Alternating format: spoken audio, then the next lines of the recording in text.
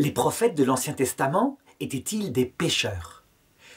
Ça, c'est une objection, le fait qu'ils étaient pécheurs, qui vient principalement de l'islam, qui dit « mais ce n'est pas possible, Dieu ne peut pas choisir comme prophètes des pécheurs, il choisit forcément des gens qui seront des modèles pour leur civilisation ». Par contre, ça ne pose aucun problème pour la religion catholique. Je dirais même plus qu'au début de l'Évangile, selon saint Luc, il y a la généalogie de Jésus, depuis Adam et Ève jusqu'à Joseph. Et tous ces hommes, puisque ce sont principalement des hommes qui sont cités, sans exception, y compris Joseph, sont des pécheurs. Une seule personne échappe au péché, d'après la foi catholique, mais appuyée sur un texte de l'Évangile de saint Luc. C'est la mère de Jésus, Marie, pleine de grâce, que l'Église, au XIXe siècle, a reconnue dogmatiquement, alors que ce n'est pas marqué textuellement dans l'Écriture, ce qui montre bien encore une fois que l'Église catholique n'est pas une religion du livre seul, mais du livre, de la tradition, confirmée par le magistère, c'est-à-dire par les papes et les conciles. Eh bien, Marie est immaculée dans sa conception, ça veut dire qu'elle a été conçue avec la même grâce qu'Ève et qu'elle y a été fidèle à la différence d'Ève.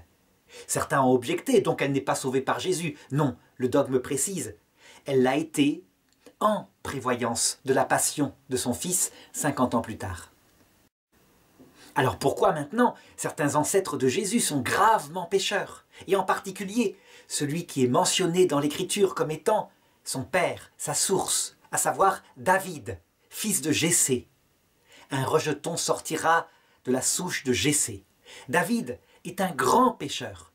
Il a fait un des péchés qui a donné la vie à un fils ancêtre de Jésus, à savoir Salomon. Un jour, alors qu'il était sur sa terrasse, il a vu une femme magnifique qui prenait son bain, croyant être seule sur une autre terrasse. Il l'a convoitée. Elle s'appelait Bethsabée. Il a couché avec elle. Comment pouvait-elle résister au roi? Et son mari, qui était un soldat loyal de son armée au combat, eh bien il l'a fait venir en espérant qu'il coucherait avec sa femme et que les choses passeraient ni vu ni connu. Mais cet homme loyal avait promis à ses hommes « Je ne toucherai pas à une femme tant que vous serez au combat ». Alors, David remit à cet homme, Uri le Hittite, une lettre pour le général. Et dans la lettre était marqué « Cet homme porteur de la lettre, mets-le au cœur des combats afin qu'il soit tué », ce qui arriva.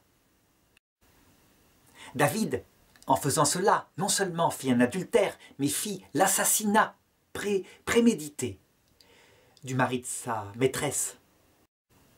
Rendu conscient de son péché par le prophète Nathan, il se repentit dans les larmes. Mais il est ancêtre de Jésus. Pourquoi? Eh bien parce que Jésus, en le faisant, en prenant ses ancêtres, montre qu'il assume tous leurs péchés.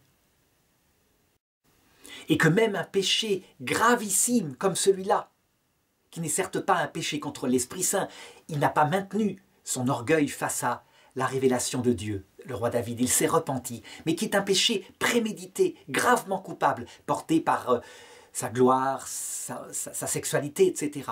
Eh bien, il est pardonné si la personne s'en repent. Voilà ce que veut dire Jésus. C'est donc formidable. C'est une possibilité pour des grands pécheurs, comme David, son ancêtre, d'être sauvés.